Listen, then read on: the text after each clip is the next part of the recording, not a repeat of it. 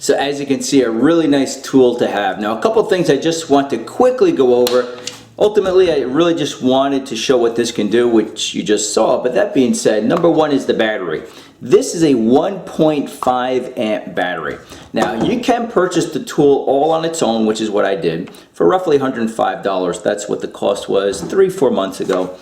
Second option is you can purchase the tool with a 4 amp battery for roughly $150. I believe Amazon and Lowe's has the same price on it.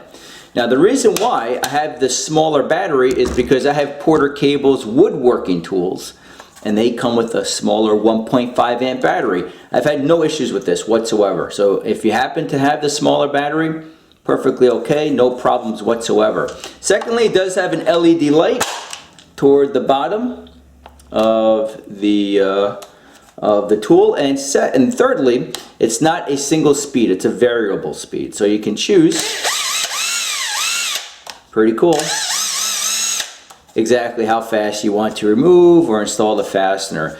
Fourthly, on the end, all metal construction here. So inside here, I imagine they have metal gears, but all metal construction. Doesn't overheat, perfectly fine after 4 months. And as this continues here online, any questions, comments, if you're curious on how well this is holding up, please leave those questions. I will make sure to get back to you guys.